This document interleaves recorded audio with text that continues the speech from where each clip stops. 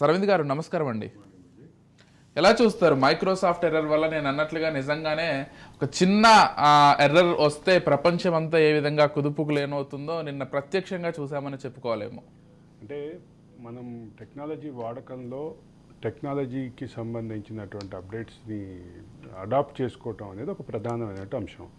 ఇక్కడ ఒక చిన్న అడాప్ట్ని ఇచ్చినటువంటి చిన్న టెక్నాలజికల్ అప్డేట్ని ఇచ్చినటువంటి మైక్రోసాఫ్ట్ అది బగ్గా మారినటువంటి పరిస్థితి. అంటే మిగతా విషయాలని పక్కన పెడితే నాకు ఇది జరగగానే ఏం గుర్తొచ్చిందంటే ఎఫ్ఎస్ఎం అని ఒక ప్రపంచవ్యాప్తంగా ఒక అంటే చివరికి మైక్రోసాఫ్ట్ దాడికి అది తట్టుకోలేకపోయింది. ఎఫ్ఎస్ఎం అని చెప్పి ఫ్రీ సాఫ్ట్వేర్ మూవ్మెంట్ అని ఒకటి స్టార్ట్ అయింది. ఆ స్టార్ట్ అయినటువంటి ఆ ఫ్రీ సాఫ్ట్వేర్ మూవ్మెంట్లో రకరకాల అప్లికేషన్స్, రకరకాల ఆపరేటింగ్ సిస్టమ్స్ దాంట్లో ప్లేస్ చేయబడినప్పటికీ మైక్రోసాఫ్ట్ యొక్క గుత్తాధిపత్యాన్ని తట్టుకోలేక ఎఫ్ఎస్ఎం దాదాపుగా ఎఫ్ఎస్ఎంని లీడ్ చేసినటువంటి వాళ్ళు కూడా చివరికి అది వదిలేసినటువంటి పరిస్థితి ఉంది.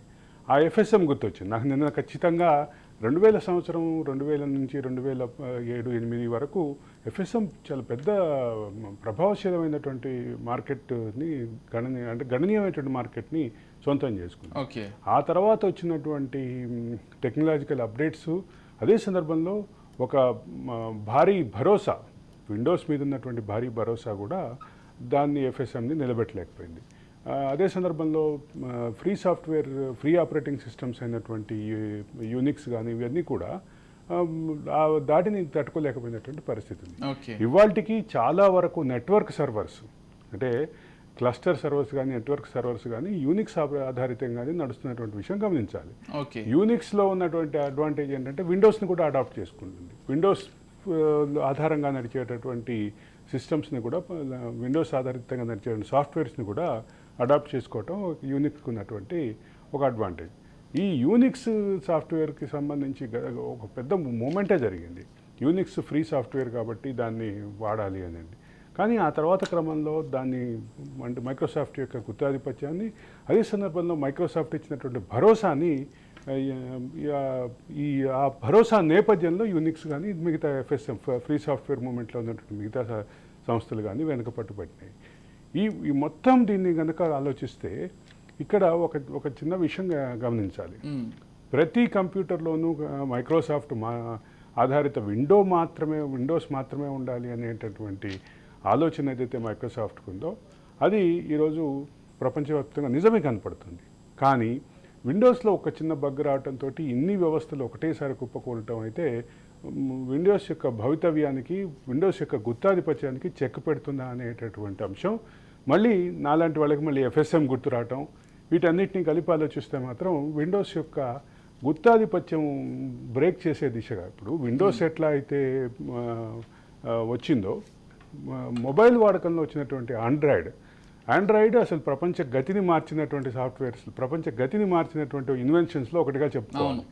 అంటే అదే సందర్భంలో మనకి ధీరుభాయ్ అంబానీ ఇచ్చినటువంటి స్లోగన్ కూడా నాకు బాగా గుర్తు, దునియా ముఠ్ఠీ మే అంటే అరచేతిలో ప్రపంచం ఉండాలి. నిజంగానే ఈరోజు అరచేతిలో ప్రపంచం ఉంది. అది ప్రపంచాన్ని కనెక్ట్ చేసేటటువంటి ఇది మొబైల్ డివైస్గా మాత్రమే కాకుండా అనేక సర్వీసెస్ని అందించేటటువంటి ప్లాట్ఫామ్గా ఈరోజు ఆండ్రాయిడ్ ఎదిగినటువంటి నేపథ్యంలో దీనికి సంబంధించినటువంటి ఇదే రకమైనటువంటి గుత్తాధిపత్యం కూడా మొబైల్ రంగంలో కూడా ఏర్పాటు అవుతున్నటువంటి పరిస్థితి. కానీ మొబైల్ రంగంలో దానికి ఒక ప్రత్యామ్నాయంగా iOS అనేటటువంటి ఒక బలమైనటువంటి సిస్టమ్ ఇంకో పక్క కనిపిస్తోంది.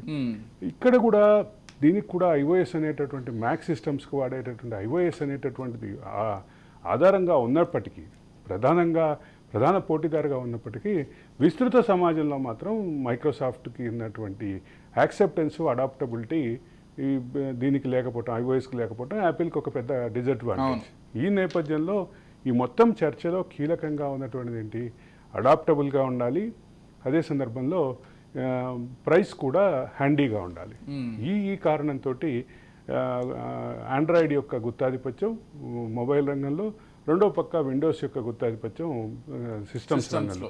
సిస్టమ్స్లో ఈ రెండింటి రంగంలో చాలా క్లియర్గా కనిపిస్తుంది. తర్వాత దీనితో పాటు వీటన్నిటిని మెయింటైన్ చేసే సర్వర్లలో ఫ్రీ సాఫ్ట్వేర్ మూమెంట్ ద్వారా వచ్చినటువంటి కొన్ని సాఫ్ట్వేర్లు కానీ, అదే సందర్భంలో యూనిక్స్ కానీ, ఇవన్నీ కూడా గుత్తాధిపత్యం దాదాపుగా ఉన్నట్టుగానే చెప్పాలి. రైట్. ఈ మూడు కేటగిరీస్లో ఉన్నటువంటి ఈ గుత్తాధిపత్యం ఖచ్చితంగా భవిష్యత్తులో ఒక చిన్న ప్రాబ్లం వస్తే ఇబ్బందులు పడకుండా ఉండాలి అంటే దీంట్లో అడాప్టోజెనిక్గా ఉన్నటువంటి సిస్టమ్స్ని అంటే మిగతా సిస్టమ్స్ కూడా నేర్చుకోవటం ద్వారా మార్చుకోవటం ద్వారా సరైనటువంటి పోటీ ఉండేటటువంటి అవకాశం ఉంది.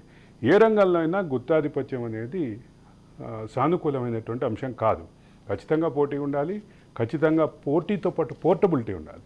ఆ పోటీ ఈ రెండు సాఫ్ట్వేర్ రంగంలో కూడా ముఖ్యంగా ఆపరేషన్స్ రంగంలో కూడా రావాల్సినటువంటి అవసరం ఉంది. ఆపరేటివ్ సిస్టమ్స్ అయినటువంటి విండోస్, యూనిక్స్ వీటన్నిటికి కూడా రావాల్సినటువంటి అవసరం, iOS వీటన్నిటికి కూడా రావాల్సిన అవసరం ఉంది. ఆ portability at the same time ఒక ప్రధానమైనటువంటి పోటీదారుని మరో మూడు స్థానాల్లో ఉన్నటువంటి పోటీదారులు కూడా అడాప్ట్ చేసుకునేలాగా ఉంటే మాత్రమే దీనికి ఒక శాశ్వత పరిష్కారంగా చెప్పాలి.